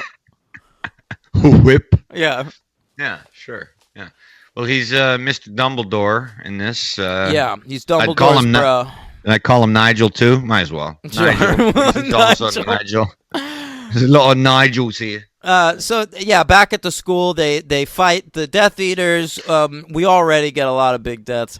Henry, A lot of big deaths. do you know what my saddest death moment was? All right, let me guess because I mean, Remus and his girlfriend get it. And Both of them. That's real sad. Yeah, that sucked. Tonks. We get, but this one we don't even see the person die. It's just sort of like we're panning across the wreckage and we see the dead body, and we never mention it, and it's so sad. Who? You'd think that Ron would mourn a girl who gave him that many blowjobs. She's in. I didn't catch that at all. Lavender Brown's lifeless corpse. Didn't notice. She made very little impression on me. So wow. Yeah. Oh wow. Poor Good Lavender. eye. Good eye. Thank you. Jesus Christ. I did not notice that. It's not really a good eye. It's a pretty tight close-up. Is it really? Yeah. I didn't recognize her, man, at all. No. Yeah. Okay. Yeah, I was Jeez. sad about that one. Yeah. So, battle. Henry goes off into the woods. Henry does, yes. Did I say Henry? Uh-huh. Damn it. It's all right. What's going on with me? Harry Potter goes off into the Forbidden Forest to battle Snape. Not Snape, fucking Voldemort. And Voldemort... Wait a minute, what? dude. What, am I skipping a lot? Well, you're skipping kind of the fucking thing that I'd been waiting for 8 fucking movies. Go ahead. Snape. His story. Oh, that happens before this. Okay. His reason for being. Yeah, Henry, of Help course. me out here with a little bit of it because it's As a per little confusing. usual, Harry dips his fucking face into the pensieve. Right. And gets a look at the past. And it's basically sort of a montage of big moments in Snape's life. Yeah. And so Snape, he was a kid. He was friends with Lily Potter, or Lily, whatever her name was, Yeah. since before they went to Hogwarts. They go to Hogwarts. Lily meets James. Snape is upset about this, but he stays friends with her. He's in love with her. He's in love with her, but whole life. and James is kind of a dick to him. Yeah. And then he grows up to become a loyal servant to Dumbledore, and he's playing a role all throughout this thing. He was a good guy all along. And that's what I figured, and I mean, I always never knew about any of the characters in these movies, but the one that I heard about all the time was Snape. And so I was always, and well, he somehow, has one of the most interesting arcs. He's fucking Alan Rickman. Right. And somehow I managed, since the first book came out 21 years ago or so, I have managed to not have that ruined for me. And so I never really knew where he was going. And then especially at the end of Half-Blood Prince, when he kills Dumbledore, I still thought, there's something fishy here with him, and then it really does a good job. I remember reading the books, and when that how happened, was it for you? Yeah. I remember I always thought of him as a good guy. Right. In fact, I remember in Order of the Phoenix when Harry is still like suspecting Snape of like being in lead, Yeah. In whatever. league. Yeah. I remember being like, Harry, it's been fucking 5 years now. Just like accept he's a good guy. Right. Dumb shit. Yeah. And then when he kills Dumbledore in Half-Blood Prince, God, I almost Star Wars to the Harry Potter series. Back in Half-Blood, I was like, I want me to be right about him. I want him to be a good guy, but I doubted it. Really? Yeah, I started to doubt myself. I was like, maybe this is the fucking heel turn. Because, like, it seemed so obvious to me that he was a good guy for such a long piece of the series that I was like, maybe there's a fucking double cross. Yeah. Where it was like, you're supposed to think he's, like, good at heart, but it turns out, no, he's actually a shit. Well, and that would be harder to figure out on the page than it would be in a movie. In the movie, I'm given, as a moviegoer watching it, you're given more clues, better hints, actors' mannerisms. Alan Rickman, just a genius. He doesn't portray a lot, but he does put a lot of heart into the performance. Nah, yeah, and I mean, in part 2, he's finally able to emote. I mean, and it's my God, that death scene is great. When it's so good. He tells Harry to look at him, and he says, "You have your mother's eyes," and those are his last words. I mean, this is a guy who's been like a double agent for his entire life because he's been in love with Harry Potter's mother. I mean, it's that simple. It was never anything that crazy, but it makes the whole thing better because now if you go back and watch him again, you can see that everything with clarity, and see that he's guarding him and all that kind of stuff. Did he ever find love with anyone else, do you think? Maybe not love. Did he fuck? I hope so. I hope Snape didn't die a virgin. I hope not either. I don't know. Maybe him and Maggie Smith. No, definitely not Maggie Smith. Maybe the one who does the little plants. Oh, maybe Professor Sprout? Yeah, maybe her, Snape and Sprout. I can see it. You know what definitely happened, Henry? What? One night he got drunk and boned Trelawney. Oh, that. You know why? Because that's right. You're right. Because Emma Thompson and Alan Rickman were in Sense and Sensibility together, and No, that's it. I see it. Come on, they were hanging out in the teachers' lounge. She's lonely. He's bitching to her like, I still didn't get the dark arts. He's probably like bummed one night, Trelawney. Right, and she's like, I can see that you will.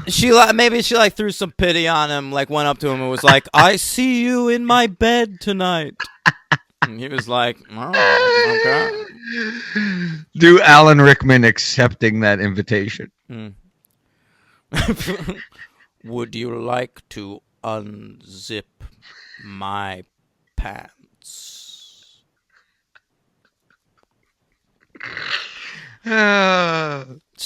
Anyway, Snape dies. Snape dies, and a fucking awesome battle ensues. And once again, I said it on one of the other shows of this franchise, Harry Potter, that these battles are great. They're great. You can see everyone what they're doing. Everything. There's a clarity. You can see people doing spells and they're all doing different shit and everything makes sense. This would actually be what the offensive front I agree. in a wizard battle would be. These last two movies and most of the battle scenes in any of them, they blow away any battle sequences in the new Star Wars movies. Would you stop just taking any opportunity to shit? No. But I'm not just going to name Star Wars. They blow away Lord of the Rings, those epic battle sequences. And for clarity, they're better than, I have to say it hurts me, but they're better than a lot of the Marvel movies. Absolutely. I couldn't agree more. Yeah, I think in Civil War and Infinity War, they got much better with some clarity. And we gave Joss Whedon his props. There's clarity. Absolutely. Yeah. But as a whole, I don't know, man. This David Yates fella, he knows what he's doing with these sequences. And you give a shit. I mean, that's the main thing. That's Yeah. what also makes it better. It's a big deal, So, yeah, it's great. And Ray Fiennes is just Oh my God, he's so fucking good. his sequence at the end when he's like accepting, telling everyone to come over to his side. The best man. moment. Oh my God. Okay, second best moment in Deathly Hallows Part 2 Yeah. is the scene where like everyone thinks Harry's dead at Yes. this point, and Hagrid is holding Harry, and he's saying like he's asking people to like come over to the Death Eaters, just surrender. Right. And Neville starts delivering this like speech, Yeah. and it cuts to Voldemort, just this like with this gleeful smile on his face, like he thinks it's so funny that this kid is bothering to say something. Right. I love that moment. It's incredible. And I really liked how cruel, like I didn't expect, like I kind of thought, I really thought actually, once he got them, like cornered them, and he was making like kind of cracks and stuff, I didn't think like his people, the Death Eaters, would be like laughing, and like Bellatrix would be laughing. Like that was a neat touch. Yeah. I thought they'd just be silent while he spoke, and they're just making fun of them. Like it's bad, and then obviously when Harry rolls out of the fucking Hagrid, I mean that's a stand up and cheer moment, man. That's fucking awesome. That was like one of those things Rowling said she like had in mind from the start of the series. Really? Yeah. She was like, she knew she could never kill Hagrid in any of the books because like from the beginning she knew like she wanted a big moment in Deathly Hallows Part 2. Or in Deathly Hallows, not in Part 2. Yeah, in her part, yeah. Where like Hagrid like rolls out holding like Harry's lifeless corpse.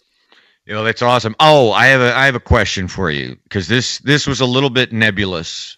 Okay, so when they have ostensibly killed Harry Potter in the forest, right? Draco Malfoy's mother walks over. Narcissa Malfoy. Narcissa walks over to Harry and says, "Is Draco dead?" Now, I didn't catch. I think I missed it. Did Harry like nod to her, or is he alive? And did he nod like affirming to her that yes, he is alive? Because that changed. Yes. Okay, I thought so, because that explained. Like I wasn't sure, because then at the end Draco's hesitantly coming over to the other side, but then when they all abandon. At the end, they all abandoned Voldemort. Yeah, the Malfoys just like run away. Right, and she seems to, and I was like, well, that makes a lot of sense. So she was like on Harry Potter's side then. I think like she puts two and two together, and like, oh, Harry in that moment kept him alive. In that moment, her head was with Draco, and so I think she like developed a sympathy for Harry. Right. Because of what she was worried was happening to her own son in that battle. Right. Okay, so I got it right. I wasn't sure. Yeah, because he's like dead but not dead, So, what do you think of that sequence in the train station with Dumbledore, the white? I love that in the Heavens. fucking book, man. It's so weird. It's so out of left field. I mean, in the movie, I can kind of take it or leave it for the most part, with two exceptions. I love the randomness of that, like quivering, dying elf, like just lying there. Oh yeah. Uh-huh. And also just the explanation of it, that it's like if this is like in your dreams, then it's real. Yeah. Like it doesn't matter whether this is like Dumbledore's spirit or whether this is just some shit that's going on in Harry's head. Like this is real, and this will propel Harry. See, you said dying elf, and I thought they were like walking by a part of Voldemort's soul. Oh, you're probably right. You're probably right. Okay. Yeah, I didn't know. Yeah, because it's complicated. Yeah, I feel like I had a better handle on that in the book, but it's kind of an ethereal, creepy scene. Yeah, I like it. It is. Yeah, I like it too. And then their final confrontation's great, and the discovering of whose wand it actually was, and all that shit. The Elder Wand. That's awesome. Yeah. And damn, and just Ray Fiennes. I mean, he. You made me want to give it to Yates, and I really should. But I really wanted to give it to Ray Fiennes. Fiennes is my MVP for this particular He's mine movie. too. I think I gave it to him before, maybe in Phoenix, but he's getting it again because he's just outstanding. I skipped the best moment of the movie. Wait. Go ahead. Henry, because this I remember got like a standing ovation when I saw this in theaters. Whoa. Because people were pumped for this movie. Sure. So the moment where like someone's about to kill. Oh, you know what? It's Bellatrix is like about to kill no, Ginny. I know what you're gonna say. And Molly jumps in front of Ginny and says, "Not my daughter, you bitch." Yeah. You weren't into that? God, I wanted to be. Come on, someone saying bitch in a Harry Potter movie. I know, and it just seemed forced. Oh, come on. When she said it, of course, I immediately thought of Sigourney Weaver in Aliens saying, "Get away from her, you bitch." Mm-hmm. But it was a little much. I mean, it was a great sequence to have them battling each other to begin with. So it wasn't like bad. It was just funny. It was jarring. It was like, whoa, shit. What? You loved it. Yeah. I mean, it was cool to see Julie Waters to do something other than kind of, flit around the house and make tea for people. It was nice to see her like fight. Yeah. That was cool.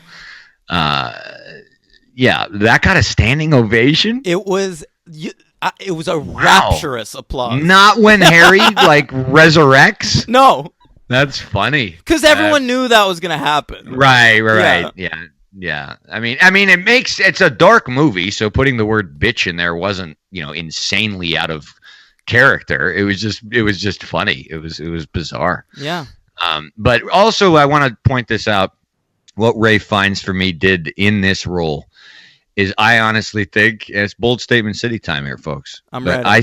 I think to our listeners who don't read the books and maybe haven't seen the movies, Voldemort as Ralph Fiennes is up there with the great movie villains of all time. I think certainly for like a fantasy franchise, he's phenomenal. Mm-hmm. Yeah, he's a great villain. I wouldn't. Why would you qualify it?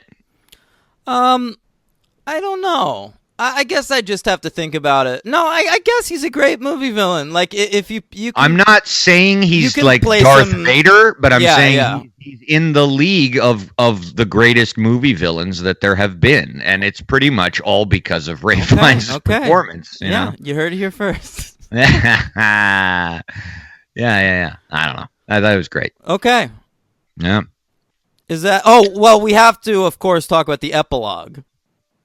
Yes. Which is divisive. It was very divisive when the book came out and remains so in the movie. I didn't see it coming, I'll tell you that. Yeah. It's just like the last 3 pages of the book. She like pops this in. And it's 19 years later, and like Harry and Ginny are married and like send their kids off to Hogwarts, and Hermione and Ron are married, and Harry's son is named Albus Severus Potter.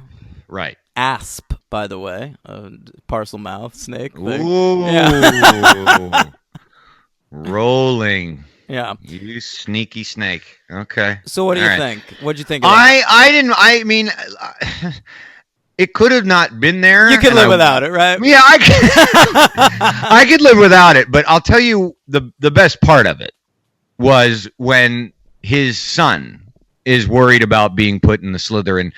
And you get yet another affirmation, and it's really the only affirmation you get besides the perceive bowl of water, that Snape's an awesome guy. Yeah. Percive, yeah. Because Harry gets to say, like, he basically, what does he do? He just basically, what's the word I'm looking for? Cleanses. It's not the right word, but Slytherin. He cleanses it of being a bad place to be. The 2 greatest wizards I've ever known in my life are the ones you're named after, Albus Dumbledore and Severus Snape. One of them came from Gryffindor, one of them came from Slytherin. So let's not denigrate Slytherin. Of course, this is coming from the same guy who, when he took over Hogwarts earlier in the movie, when like McGonagall like took it from Snape's clutches, just like fucking sent all the Slytherin kids to the dungeon. Yeah. Fuck? They were kind of assholes, I'm sure. They were ready to turn in Harry right away. Remember, the one girl comes forward. She's like, "What are we waiting for? Get him!" Yeah, a bunch of SJWs sending those neo-Nazi kids into hiding. Henry, Voldemort's Trump, right? Can we say that? It's a movie about Voldemort's, but I can't. I thought about this already. he's too smart. He's too smart. But yeah, he really is. But it's a movie about a group of of villains that get voted into the Senate and just decide our policies are going to be that is true. White is right and get rid of the Muggles and the That Half-Bloods. is very true. Yeah, that's very true. There's a lot of race baiting in Harry Potter. That's very true. Yeah, Voldemort does have the pure blood thing going on. Yeah. So there's a lot of the Aryan racist bigotry horse shit going on. Absolutely true. It's just selling Voldemort short because he's intelligent, and I don't want to give that. I'd rather. Well, but I think the thing about it was Rowling was wrong, right? Rowling thought it would take a creature of this charisma and brilliance to what it was it has to be someone that the fucking idiots can relate to. It's a really good point. Voldemort is more like Nixon, yeah, really manipulative and racist, but also really brilliant and saying one thing and meaning another. He's more like a Nixon type figure. But sure. I can't argue the present state of affairs. Yeah. Oh yeah. That's a little even better. All right, what do you give this movie? No, let's just keep going. No. It's like a Robert E. Lee. All right. I'm giving it 5 stars. All right. Yeah, I'm going to go 4. I figured. Who's your MVP? We're going with Ray Fiennes. Who's your LVP? Don't know. Oh, man. I know I'm pathetic. Yeah. Because I don't see any real weak links here. The music, who's yours? Well, now that I found out Lavender's in it, maybe she'll get it. You know who mine is? And I'm sorry about this, because I kind of like her, but the actress who plays Ginny, I feel like Ginny, you know what? Ginny needs to be a better character. I'm going to go with you on that. That's actually something I didn't think of. I did think about while I was watching the movie. Yeah, Bonnie Wright is the actress's name, and she's totally okay. But I was gonna say I don't even know. I mean, the character definitely needs more development, but the actress probably could have a little bit more charisma too. Look, it's the lady Harry Potter of the series Harry Potter is going to end up with. Right. I mean, Cho Chang has way more charisma. She ain't so hot either. Yeah, she's better. Get Lavender Brown in there. All right. All right, so we both pick Ginny. Sure. Ginny. No. Insert taken. Gump there. You go. All right. Well, Harry Potter rankings, Henry. Potter first do the superhero count. Oh, sorry. Yes. Fuck. I'm getting so into this. I didn't have it. Ciarán Hinds played some shitty fucking villain. What's his name? Wolf Spain. Yeah, we can skip this. What is his name? You're close. Steppenwolf. Right, Steppenwolf. Yeah, baby. That's even dumber. Yeah. That's it. That was the only one. Oh, that's it. Okay, fine. Yeah, just one. All right, Harry Potter rankings. You want to start from the bottom, go to the top? I think that's how it's more exciting that way. All right. What's your number 8 Harry Potter movie? My number 8, this was kind of a toss-up, 7 and 8, but I went with my gut. Number 8 is Harry Potter and the Goblet of Fire. Very interesting. Okay. I'm going with Harry Potter and the Chamber of Secrets. Yeah, that's my number 7, and that was close. Okay, and my number 7 is Goblet of Fire. Oh, there you go. Interesting. Which pains me. I thought it's my number 1 book. Right. But not one of the better movies. It's a little bit anonymous. Okay, I thought you liked it more than that. All right, yeah. Number 6, Harry Potter and the Sorcerer's Stone. Okay, I have here Harry Potter and the Half-Blood Prince. Ooh. I know, you love that one. Stabbing me. Yeah. All right. Number 5. 5, Harry Potter and the Order of the Phoenix. All right, I have Harry Potter and the Sorcerer's Stone. Okay. Number 4, Harry Potter and the Prisoner of Azkaban. All right. Number 4? It was hard, Interesting. Man. It was hard.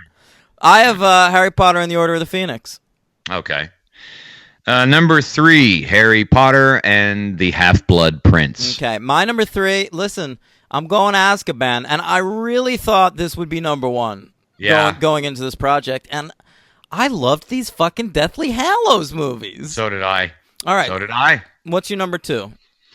Harry Potter and the Deathly Hallows Part 1. Aha, we're going to flip them. That's what I thought. I have Hallows Part 2 and number 2, and so you have Part 2 at number 1, and I have Part 1 at number 1. I feel like it's the perfect ending to a series where 5 out of the 8 movies are very good to great. And I think the way they wrapped it up over 10 years was just couldn't have been better. It's a very fine franchise, the Harry Potter movies. I will also say one more thing about Harry Potter and Deathly Hallows Part 2. Yeah. 2 hours and 10 minutes. Sweet. Oh my God. Sweet. What a relief. And the credits were over 10 minutes. So this is an under 2 hour movie. Yeah, man. It nails it. That's for sure. Mm-hmm. Yeah. Now, of course, there is another Harry Potter movie that exists in the world. Fantastic Beasts and Where to Find Them by David Yates, directed that one as well. Came out a few years back. And there's a sequel to that coming out in November called The Crimes of Grindelwald. Right. And so we're going to go ahead and not talk about Fantastic Beasts quite yet. We're going to take a break from Harry Potter after this week. And we'll catch you back here at Hogwarts in November. Okay, that's when we're gonna do that. All right. Well, when I figure that week. Sure. Yeah. Will that be a bonus? No, it'll be a full episode. We'll do both Fantastic Beasts movies. All right. Cool. Yeah. All right. I saw a trailer for it. It looks pretty bad, but we'll see. We'll see how it turns out. We'll get to talk about who's that kid who has a baby head. One of these baby head kids. Oh, Andrew Garfield? No, not Garfield. Danish girl. Danish girl? You know, the kid who's the Danish girl. Oh, Stephen Hawking, you know? You know Stephen Hawking. Yeah. Redmayne, right. Eddie Redmayne. Eddie Redmayne, We'll get to talk about him. We'll get to talk about Johnny Depp. We'll get to talk about, who else is in these fucking movies? I saw the first one. Did you? It was on kind of a bad date. Anyway, I might have been distracted. All right. Okay. But in the meantime, let's wrap up, Henry.